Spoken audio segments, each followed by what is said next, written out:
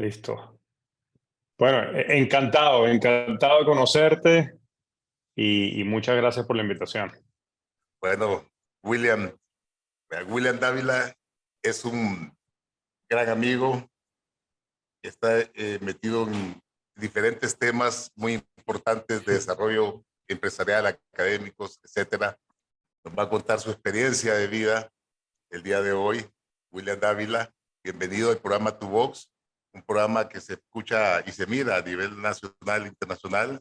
Esta es la quinta edición que tenemos y ha sido muy importante el crecimiento que hemos tenido porque los invitados precisamente que hemos logrado obtener han sido de primera categoría, son personas que realmente han marcado algo diferente en la vida y por eso a toda la audiencia que tenemos les decimos que tenemos un extraordinario invitado el día de hoy y nos sentimos muy orgullosos. Así que bienvenido a tu programa, Tu Vox, William Dávila. Así que bienvenido a nuestro Bueno, programa. muchas gracias por la invitación. Encantado de estar aquí contigo hoy. Bueno, perfecto. Cuéntanos, cuéntanos, ¿quién eres tú? Cuéntale a Honduras y al mundo, ¿quién es William Bu- Dávila? Bueno, yo creo que, bueno, soy un simple ciudadano que ha tratado de buscar por el mundo, pues, aventuras y formas de aportar y de agregar valor a la sociedad, ¿no? Y a la gente que me rodea. Y en ese sentido, en los últimos años, pues me he venido desarrollando mucho en el mundo de la educación. Creo que he tenido un rol importante en lo que ha sido la internacionalización del Instituto de Empresa, o como se dice ahora, la I University en Madrid. Y también he tenido algunos roles políticos, sobre todo en lo que ha sido el gobierno de transición de Venezuela, eh, hace poco, con el intento que hubo con el presidente Guaidó.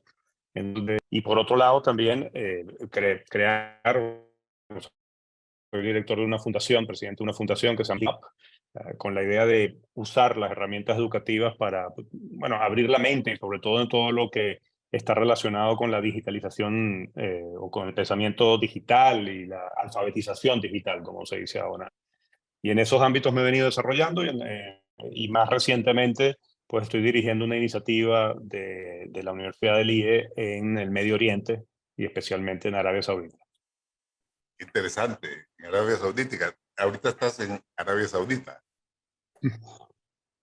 Ahora me encuentro en Riyadh, en Arabia Saudí, efectivamente, un país pues muy interesante con, bueno, mira, yo no sé si estás familiarizado un poco con lo de Venezuela, ¿no? Y yo nací en Venezuela y fui beneficiario de unas becas que creó el gobierno en la época de Carlos Andrés Pérez, que estuvo presidente, creó una cosa que se llamó las becas Gran Mariscal de Ayacucho.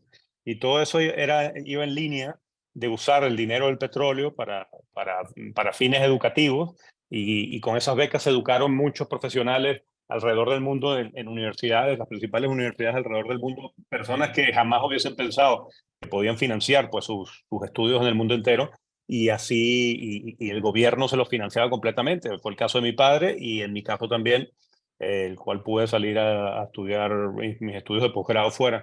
Y eso es una cosa, y menciono esto, porque eso es una de las cosas que aquí en Arabia Saudita se está haciendo mucho, es decir, usar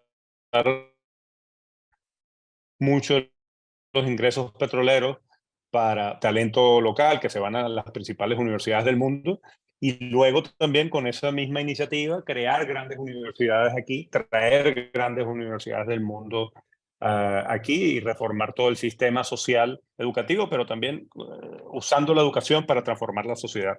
Creo que es un país que está en plena transformación, muy interesante, sigue siendo y por supuesto no es un secreto, que es un sistema pues, autoritario, eh, pero probablemente es en una evolución, cambio que ha habido en este país en los últimos 5 años ha sido increíble y esperemos que vaya hacia más, ¿no? Hacia una mayor liberalización. Entonces, creo que es un país interesante de observar y, y con sus particularidades, pero ha sido una experiencia personal y profesional. Interesante, ¿verdad? Realmente creo de que las experiencias de la vida de las personas muchas veces son inspiraciones para el resto y las personas que inspiran en realidad tienen que contar y tú tienes mucho que contar. Mm. Así que para experiencia, sí, para que les sirva de experiencia de vida a muchas personas que en realidad no tienen la oportunidad de conocer que existen oportunidades en todo el mundo, que solamente de buscarlas, ¿verdad? Y que de repente pues eh, han sido mal guiados por muchos años. Yo creo que el tema, por ejemplo, de becas que tú hablas, es un tema muy importante. Y más que estás con el tema de la Universidad de IA, ¿verdad? De IA es IAE, El perdón, IE, IE, el IE, IE. IE, perdón, IE, ¿verdad?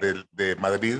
Es una universidad de mucho prestigio y al final, pues, me gustaría que nos hablaras de repente el tipo de oportunidades que podrían haber para gente de Honduras, de América Latina, en tema de becas, cómo conseguir becas, cómo pelear esa oportunidad que tanta gente busca. Yo me he encontrado aquí muchos jóvenes que dejan de estudiar porque no les convencen las carreras que hay aquí, porque ya las carreras de aquí están también como un poco desfasadas. Ya no están en tema de actualidad Mm. de lo que realmente el mundo está exigiendo el día de hoy. Me gustaría que nos hablaras de Sí. la universidad.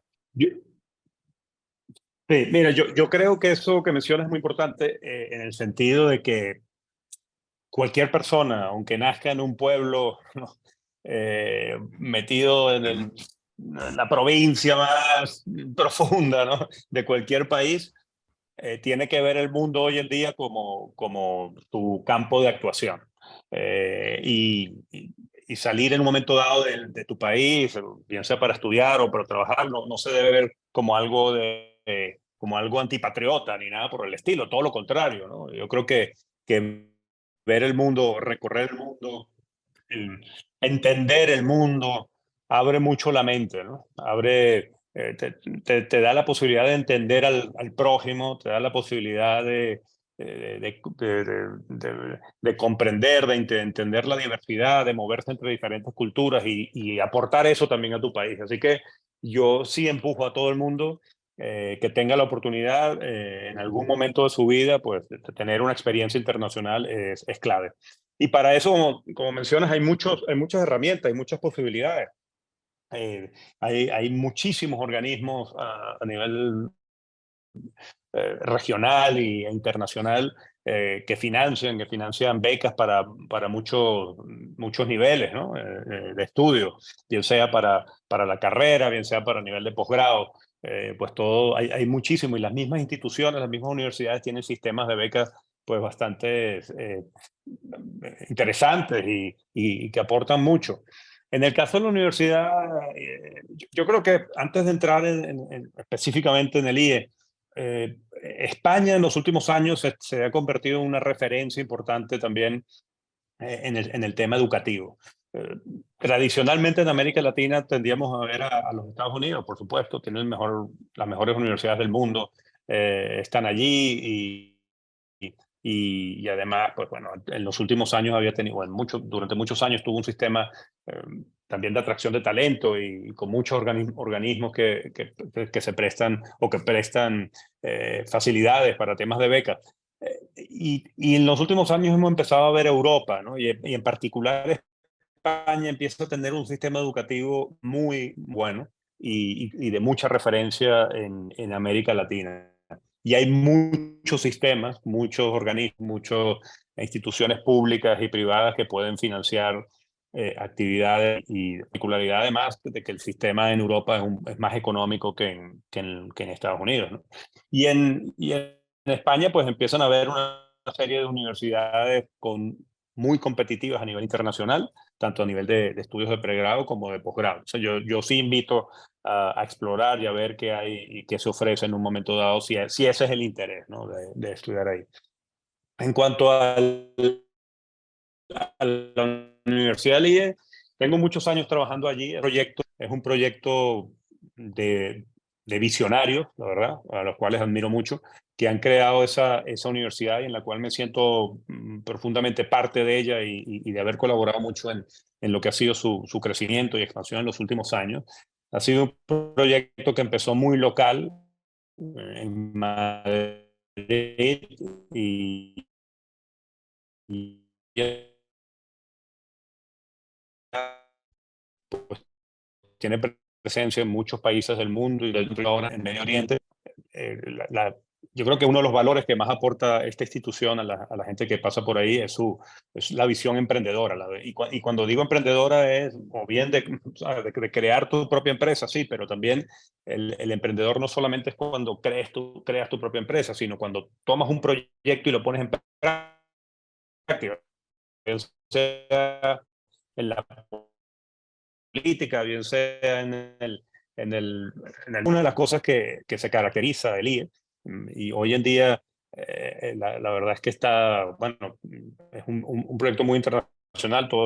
Casi todos sus programas son en inglés, algunos, por supuesto, en español, con estudiantes de todas partes del mundo, con un nivel de investigación también alto, y, y, y como decía antes, con una presencia internacional.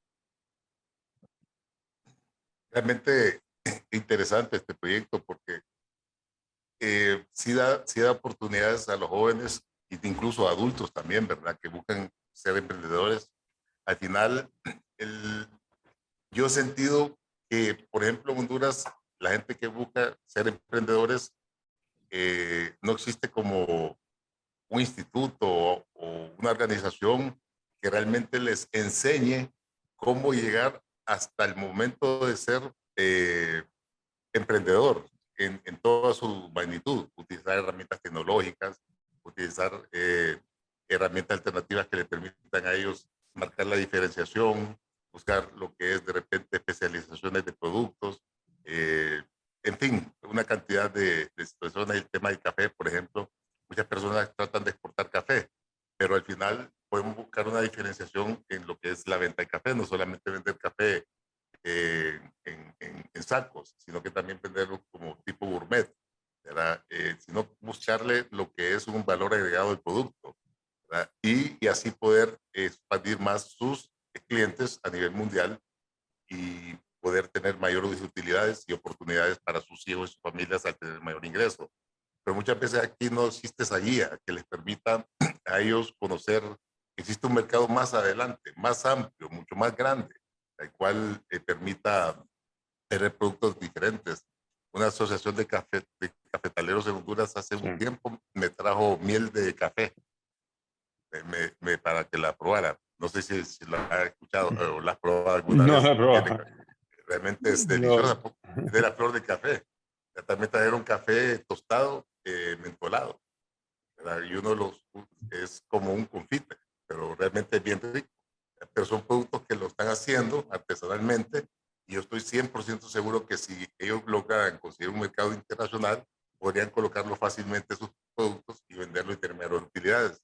Pero al final no existe aquí como un instituto que les ayude a orientar, ¿verdad? Cuáles son las cosas que tienen que dar y los pasos que Yeah. tienen que dar. Yo creo que esas cosas, fíjate, yo vivo en Madrid mismo. Cuando yo llegué a Madrid hace ya 20 años, quizás un pelín más, un poquito más, eh, era una ciudad fantástica, pero muy cerrada, muy, como dicen en Madrid, muy castiza, muy ensimismada, ¿no? Muy sobre sí misma, ¿no? Y si ibas a si ibas a un restaurante fantástico, pero madrileño, y cabeza al toro, y ese estilo, ¿no? Eh, hoy en día ya es una ciudad que probablemente puede estar compitiendo con Miami en cuanto a ser la capital de Latinoamérica, como llaman, ¿no? Una ciudad Sí. absolutamente internacional, diversa, fantástica. Y me dio tiempo, yo creo que ha sido una gran oportunidad el ver eso, cómo se creó eso. Y me acuerdo dos cosas interesantísimas que fueron decisiones políticas, ¿no? Que uno a veces cree que las decisiones políticas no afectan, no, bueno, a veces no tienen efecto, pero no. Una fue, me acuerdo que el nivel, por ejemplo, de inglés, de idioma inglés, de los jóvenes españoles, de los madrileños en ese momento era muy bajo, era muy bajo. Y hubo una decisión política de crear colegios, de meter en los colegios temas bilingües y en los colegios públicos y tal. Y yo sí he visto, porque además ya tengo hijos en edades de adolescentes y tal, y sí he visto ya que ese nivel, eso se ha solucionado, ¿no? Ese es un problema que se ha solucionado. Y por otro lado, he visto también el empuje de crear un ecosistema emprendedor. El IE, la universidad en ese sentido ha sido un protagonista, pero no solo, ¿no? O sea, se ha creado todo un entorno de emprendedurismo en la ciudad y en el país, pero hablando particularmente de Madrid, donde hace unos años el tema del emprendedurismo era una cosa de Estados Unidos, de San Francisco, ahí, ¿no? Esto no, y no, se ha creado todo, se han creado grandes circuitos, emprendedores, apoyo. Se ha puesto a Madrid en el mundo en temas de creación de nuevas empresas, de oportunidades, de capital de riesgo, etcétera. Entonces, yo sí creo que son temas de decisiones políticas, ¿verdad? Que apoyan, que ayudan y que incentivan el que se cree todo un ecosistema del cual el mundo educativo es uno de las claves, ¿no? Pero también muchos otros puntos. Interesante, interesante. Y mirando el tema, por ejemplo, político de América Latina, eh, ¿qué análisis haces ante el avance, sin ninguna duda, de la izquierda en toda América Latina? Bueno, eso es algo, a veces lo llena uno de frustración. Mira, yo siempre digo una cosa, porque en la dicotomía izquierda-derecha, el gran problema y el gran enemigo es el populismo y el autoritarismo, y sobre todo cuando tienen ese barniz ideológico, ¿no? Y eso yo creo que es lo que nos pasa mucho en América Latina, sobre todo con la izquierda. La izquierda de América Latina no es la izquierda europea. Y en Europa muchas veces se lee con eso.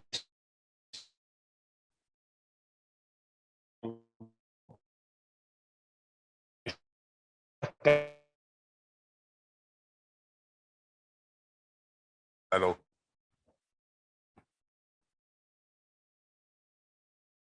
aló, Lo perdimos a William ahí. sí,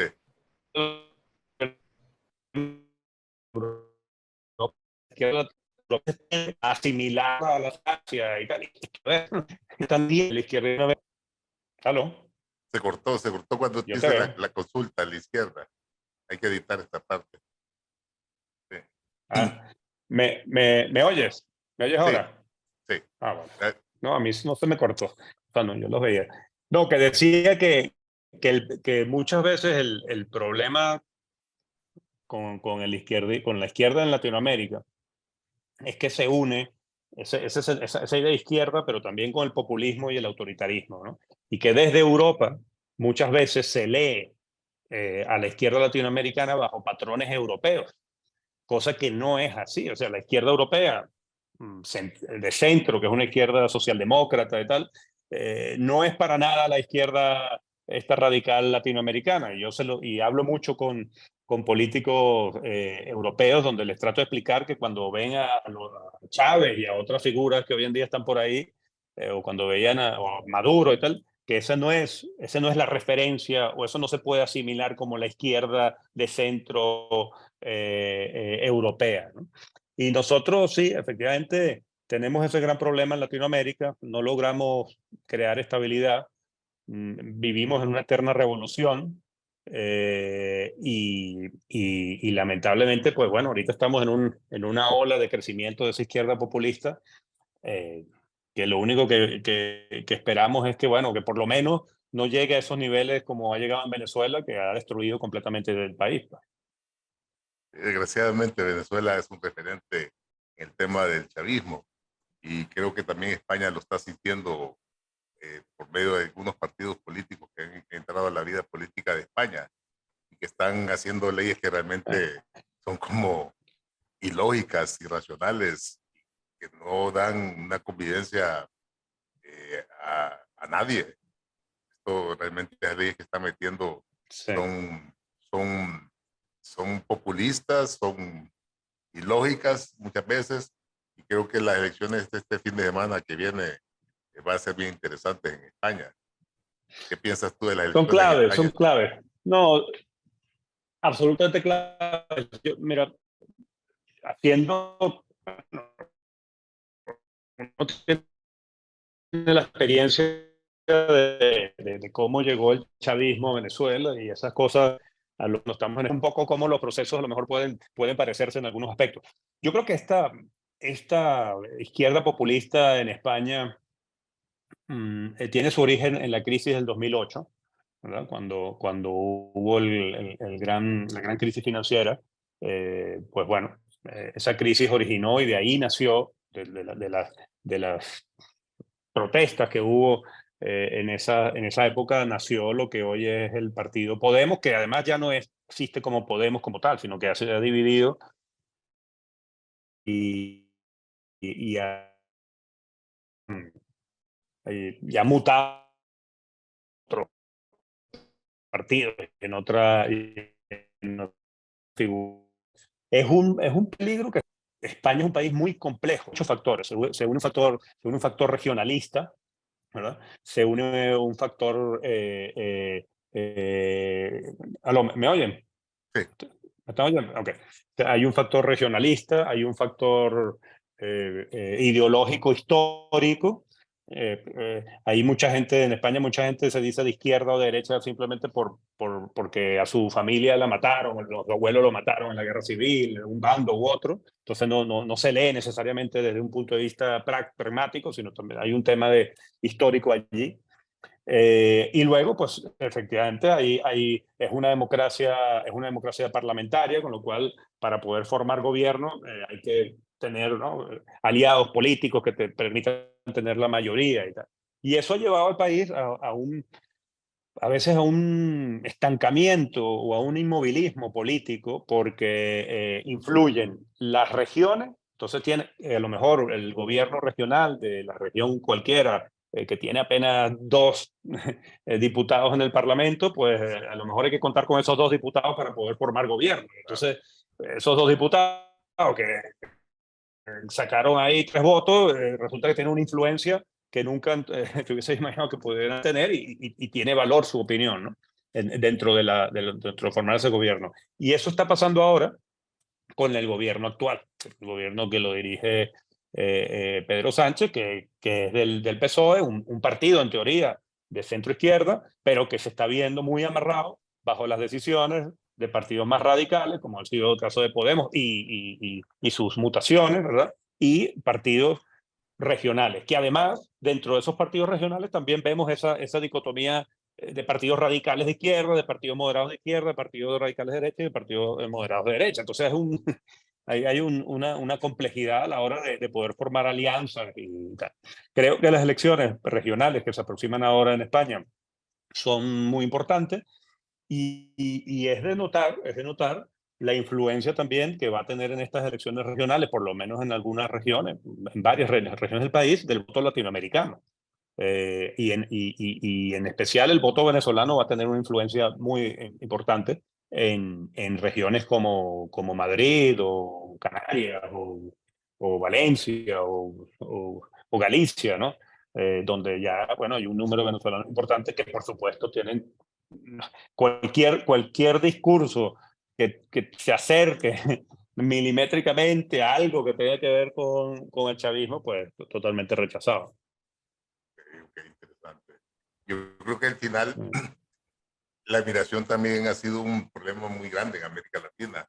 Cuando miramos, por ejemplo, ciudades como Miami, Madrid, que tiene una cantidad de venezolanos impresionante, Chile, hablando del país Chile, ¿verdad? Que están hablando de más de 100,000 venezolanos desplazados y documentados. Creo que la crisis que se viene de inmigrantes en todo el mundo es realmente grande, porque también en Europa no se ha esquivado el tema de la inmigración con Europa y Asia, pero con África y Asia. Total. Y Eh,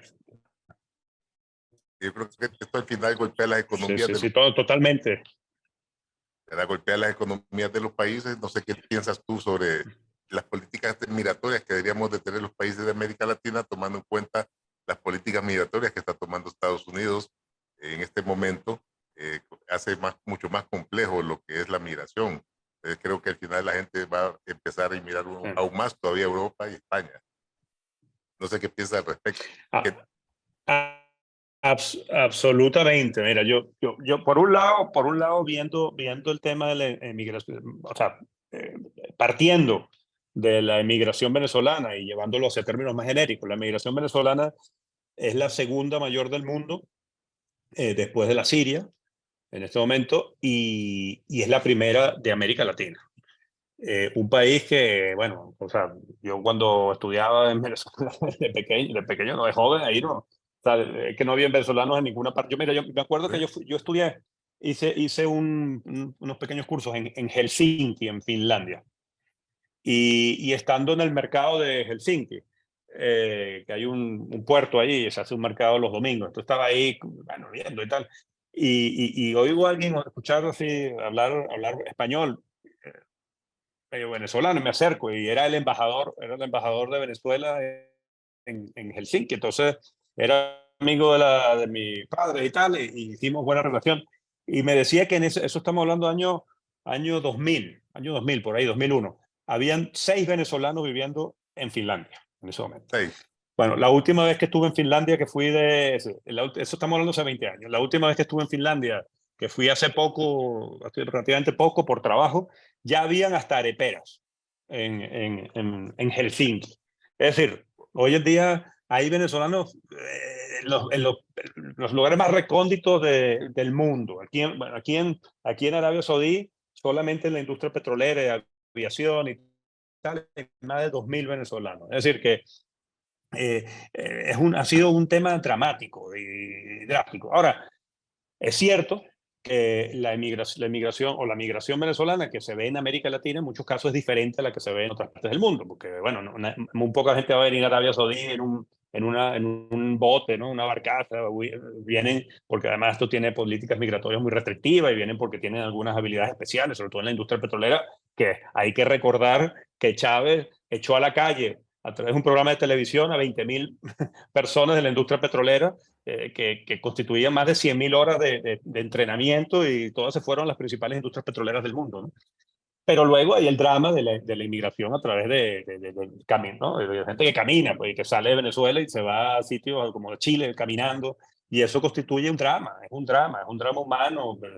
Y eso efectivamente lo vemos también en Europa, con la inmigración, con la inmigración que viene de África, con la inmigración que viene en algunos casos también de Medio Oriente, como es la Siria, y que bueno, por un lado, yo creo que hay sentimientos encontrados, porque por un lado, los países necesitan ese talento. Fíjate que los Estados Unidos en este momento está sufriendo consecuencias de cortar la inmigración, porque la industria tecnológica está necesitando mano de obra de primer nivel. Entonces, ahí hay un tema, pero por otro lado, pues tampoco puedes permitir, tienes ¿sabes? Un gentío que te entre así de repente. Entonces hay como sentimiento encontrado de cómo ayudar a esta gente, y por otro lado, porque tampoco eso te perjudique a tu propio país, ¿no? Y ahí, por eso es un drama, ¿no? Yo no tengo una solución a esas cosas, porque la solución fácil de, no, hay que poner aquí un muro y tal, ya, bueno, pero ya va, sí, también, pero también hay otras consecuencias. Entonces, es un tema complicado. En Europa se trata de atacar los temas directamente en el origen, es decir, ayudando a los países del sur del Sahara y tratando de controlar el tema desde allí, porque es muy complicado que cuando ya te llegan a la frontera, se te está hundiendo un barco ahí con niños y se están ahí, ¿qué haces? Eh, pero bueno, es un problema, sí, es un problema. Sí, me recuerdo de una foto de un niño sirio que fue muy famosa, ¿verdad? Creo que era sirio el niño, que murió Efectivamente, ahogado y que está en la Sirio, orilla de la que se murió en la playa. playa. Una foto realmente terrible, terrible. Que No, dice mucho. y mira, y uno a veces, y yo como venezolano, que durante muchos años eh, llegaba la inmigración a Venezuela, o sea, que éramos receptores.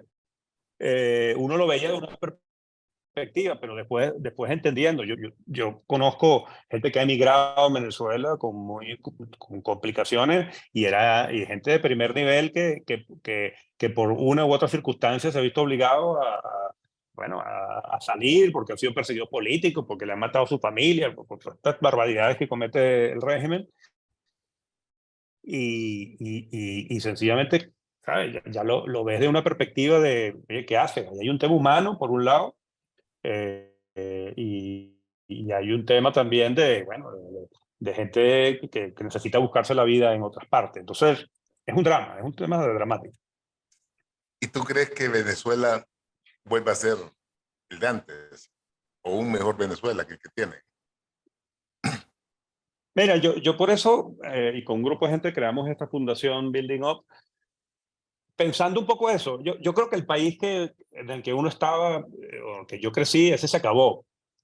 Eso no significa que pueda haber uno mejor, pero ese Claro. ya se acabó.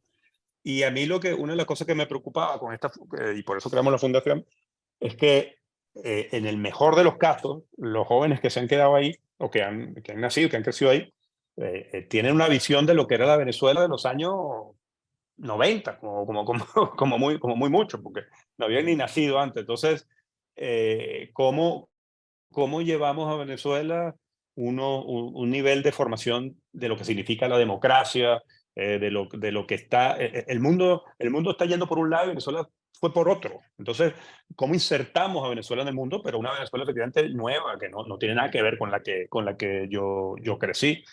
Eh, eh, yo creo que, a ver, potencial tiene gente, Sí, jóvenes, tiene recursos naturales, pero, pero es bastante complicado en un sistema como el que estamos, y que sencillamente maneja la esperanza de la gente. Hace poco se empezó a crear un poco la ficción de un progreso económico en Venezuela y se veían en las redes sociales turismo en Venezuela y restaurantes número uno en Venezuela y ahora como una especie de moda de, bueno, esas son ficciones que crea el régimen para contrarrestar y paga todo eso para contrarrestar las campañas o las realidades, porque las realidades crean este tipo de campañas, pero todo eso se está desmoronando de nuevo, porque es que no hay nada fundamental en la economía venezolana que te dé a entender que ahí puede haber ningún tipo de crecimiento económico mientras el chavismo y mientras Maduro persista. Y la única solución que puede tener Venezuela es un cambio de régimen y que eso vaya hacia un sistema democrático y que así se enfile hacia un tema a largo plazo. correcto, correcto. Ojalá que Venezuela recupere su rumbo. Eh, ¿Verdad? Y cuéntanos, ¿tú conoces al presidente Guaidó? ¿Aló? sí, sí. Sí, ¿me oyes? Sí, ¿Me oyes ahora? sí, Sí, sí. Mira, yo creo que el intento que se hizo con lo que se llamó el gobierno interino, el itinerato que se va a llamar, dirigido por el presidente Guaidó, fue un intento novedoso, fue un intento novedoso porque de alguna forma en política internacional pues creó toda una estructura de apoyo internacional, se crearon una red de embajadas que hacían lobby en muchos países, casi 40 y casi 60 países apoyaron el gobierno de transición. Y creo que Guaidó en ese sentido mantuvo la valentía, tuvo la valentía de quedarse en el país y de enfrentar todo. Y lamentablemente creo que ahí también hubo hay un problema de la alianza opositora, donde, bueno, es que es complicado ser oposición en Venezuela, Sí. porque cuando la gente habla de, no, es que oposición, ya, pero es que no es un sistema de oposición de un país democrático, es que lo No hay que la gente que está libertades. en contra del régimen, pues sufre, no hay libertades. Entonces, mira, a mí, nada, que simplemente tenía y colaboraba siendo embajador en un país pequeño en Europa, me quitaron mi casa, mi piso que tenía en Venezuela, o sea, en Caracas. O sea, y a compañeros míos, y yo no puedo volver al país, o sea, ya de por vida, si sigue Maduro ahí, porque estoy perseguido. Entonces, Por opinar. es complicado, porque estás ahí, claro.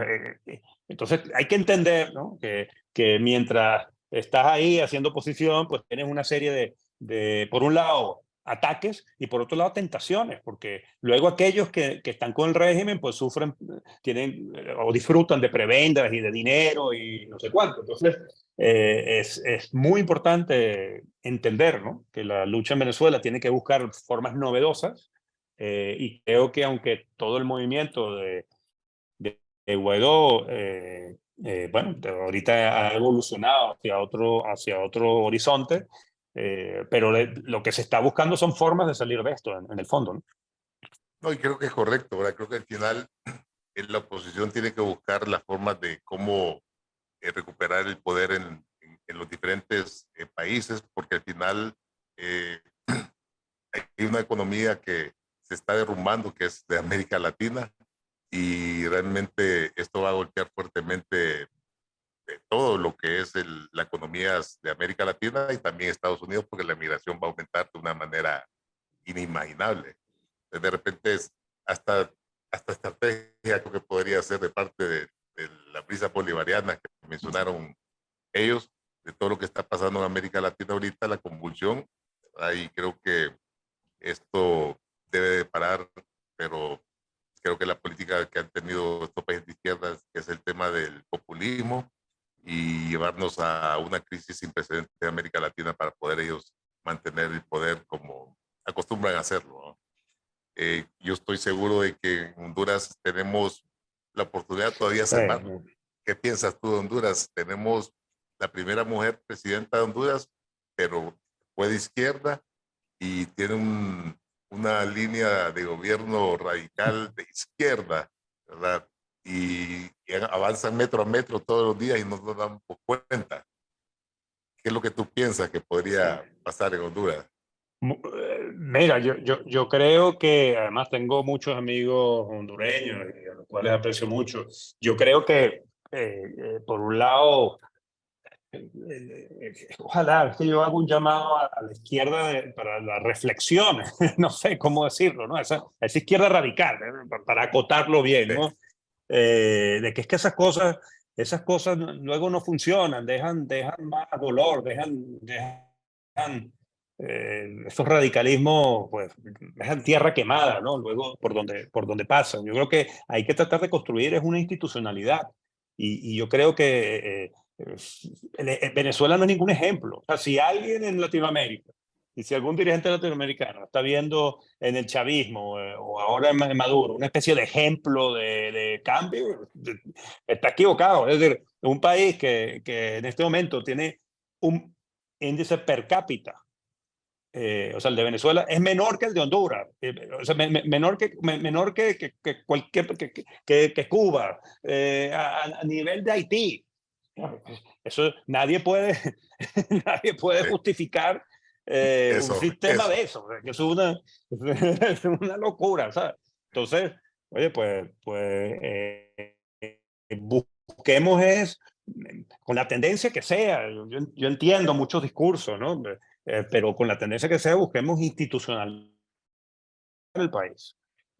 Busquemos que países que tengan instituciones fuertes, y ahí es donde debe estar la lucha democrática, no estas revoluciones que terminan en la nada, ¿no? Eso yo creo que es el mensaje. Perfecto, perfecto. Y bien recibido, Mm. porque al final tú has vivido en carne propia lo que eso significa. Y creo que tu testimonio es sumamente vital e importante para que la gente que no cree y que no entiende, entienda de que eso es posible, que puede pasar y que nos va a Mm. pasar si lo permitimos. Yo creo que es un mensaje muy adecuado y muchas gracias, ¿verdad? Sí, mira, yo creo que definitivamente, porque y así es un mensaje que a veces y lo vivíamos en Venezuela, cuando iba a llegar Chávez, que la gente decía, no, pero eso no va a pasar aquí, porque, ¿sabes? Cuba porque es una isla y una cosa y tal, pero esto no, pues esto es un país aliado a Estados Unidos. Lo mismo en España a veces recibo ese mensaje, no, no, vale, pero es que esto aquí no, porque esta es la Unión Europea, aquí tenemos, no, no, o sea, pasa. O sea, los países, Pasa.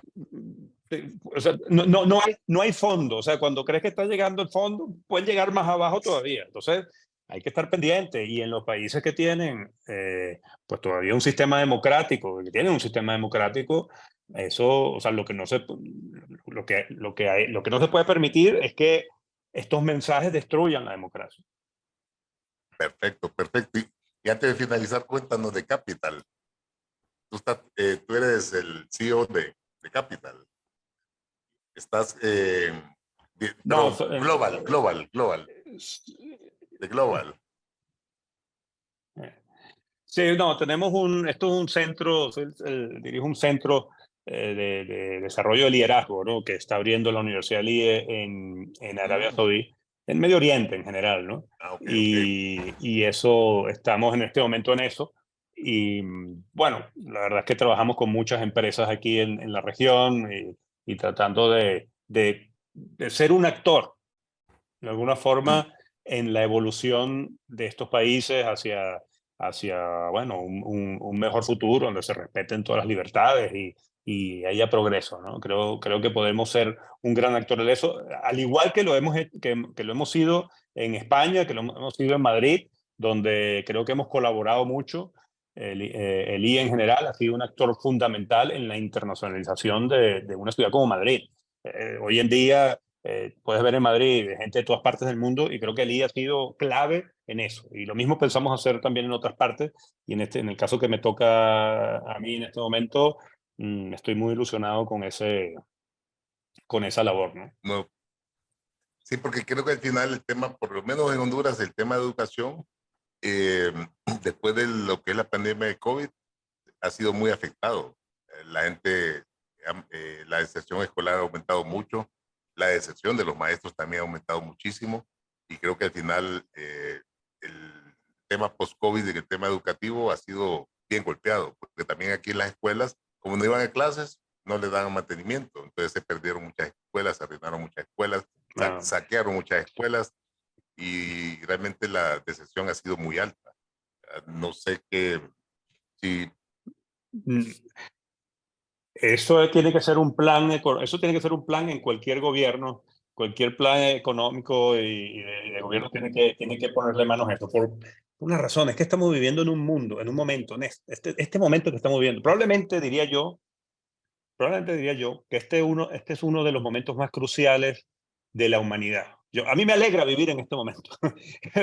Yo estoy emocionado de vivir en este momento porque ahorita estamos viendo mm, la evolución, o sea, estamos pasando de ser una civilización de un tipo a pasar a ser a una civilización donde temas como la inteligencia artificial va a tener un impacto muy grande en la humanidad, muy grande. Entonces solamente estamos viendo una cosita, pero y para poder estar en un mundo donde esas cosas van a tener una potencia muy importante, pueden pasar dos cosas. O nos dirijamos hacia un mundo distópico, ¿no? Donde esto destruya a la humanidad y tal. Pero yo creo que más bien esto va a potenciar mucho la humanidad. Y para poder que eso funcione, la educación es clave, porque necesitamos generar y formar en el pensamiento crítico.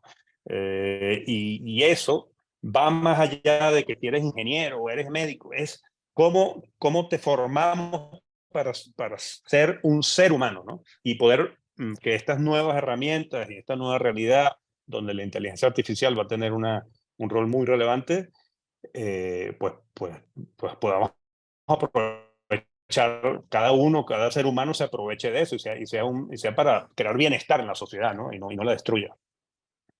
y el tema de tecnologías va a cambiar el mundo. Miramos, por ejemplo, en los Estados Unidos la implementación del FedNow, que empiezan en junio, que es un sistema de pago único que va a tener los Estados Unidos. Muchos países ni siquiera lo saben. Van a grabar remesas y en Honduras están pensando grabar remesas, sacar a tener Ah, doble impuesto. Y esto yo creo que es porque se desconoce lo que está pasando en el mundo.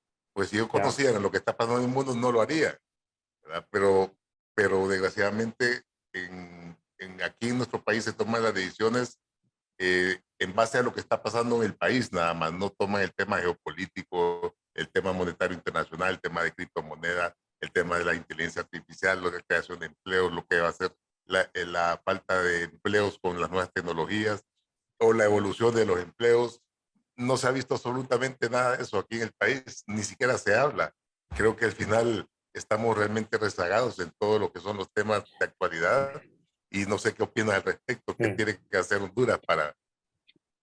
Mira, yo creo que estos momentos presentan también muchas oportunidades, porque probablemente los jóvenes que están estudiando ahora en el colegio, cuando se gradúen de la universidad, van a trabajar en trabajos que todavía no existen, que no sabemos, que no sabemos ni siquiera cuáles van a ser.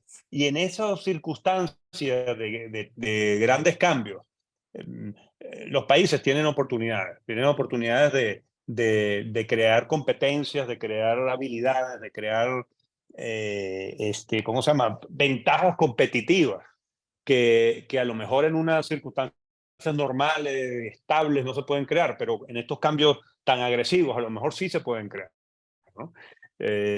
Yo esto, hay que estar pendiente, ¿no? de lo que es, pero mira, hoy en día, el otro día vi una empresa que estaba buscando un puesto que se llamaba algo así, prompt engineering, que significa algo así como ingeniería de preguntas. O sea, el prompt es lo que uno mete en ChatGPT, la pregunta que uno mete en ChatGPT, que es la inteligencia artificial para que te responda algo. Bueno, la clave es meter la pregunta. Bueno, hay empresas que están buscando ingenieros o sea, eso es un puesto de trabajo que nunca te hubiese imaginado que eso podía existir hace un año. Bueno, ¿cómo las instituciones educativas, los países y tal pueden buscar ventajas competitivas en momentos de cambios como este? Yo creo que eso, ahí hay decisiones políticas importantes, ahí hay visión política muy relevante y que hay que implementar en los países, porque no podemos, yo creo que hoy en día no podemos estar y sobre todo esto es muy latinoamericano, ¿no? No, es que a nosotros nos va mal porque es que, claro, los Estados Unidos, siempre le echamos la culpa a alguien, ¿no? De que a mí me va mal porque, no, yo creo que, yo creo que en este momento tenemos grandes oportunidades, siendo países pequeños, grandes, lo que sea, de insertarnos en ese mundo si tenemos políticas acertadas. No, perfecto, creo que ha sido muy al punto cada una de las consultas que te he hecho, William. El tiempo se nos ha acabado, no sé si tienes algún mensaje que darles a nuestro auditorio, a nuestros internautas que navegan por el YouTube y Spotify y otras redes. No sé si tienes algún mensaje que decirles.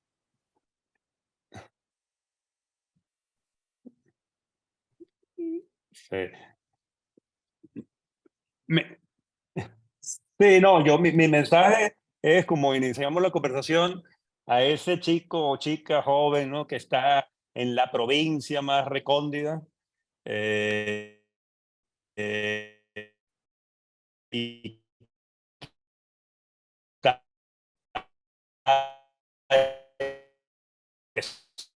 pensando y piensa, quiere hacer. ¿Me oye? Se trabó. Volvamos ¿Aló? a hacerla. ¿Se trabó? Se trabó desde el comienzo. Desde el comienzo. ¿Me oye? Y ahora sí. Se trabó. No, que decía, vale, perdón, Sí, decía yo que mi mensaje es sobre todo para esa persona, ese chico, chica, joven que está en la última provincia recóndita del país, que piense en que su campo de acción es el mundo y que tiene todas las posibilidades de comerse el mundo si eso es lo que quiere, que no se vea limitado, porque no hay límites. no hay límites. Esa es creo que es un mensaje contundente, porque Ujú. eso le da seguridad a las personas que de repente no lo han probado, dar el primer paso. Y creo que el primer paso es básico, ¿verdad? Así que muchas gracias, William, por la oportunidad que nos has dado a los hondureños de tenerte aquí en este programa Tu Vox, tan importante para la vida nacional, porque tocamos temas realmente con personas interesantes, personas que han hecho un cambio en el mundo y que están también haciendo cambio en el mundo. Así que te felicito por tu labor. Realmente sos una persona muy interesante, una persona que realmente aporta a la sociedad mundial y realmente te felicito y te agradezco por eso. Así que muchas gracias por haber estado con nosotros el día de hoy. Muchas gracias, un placer y mucha suerte y estamos hablando. No, ahí estamos en contacto, ¿verdad? Muy amable y bendiciones. Estamos en contacto ahí. Gustazo, William Venga, Dávila, un saludo. Un placer. abra- abrazo Abrazo. fuerte. Chao. Igual, Chao. chao. Abrazo. Igual.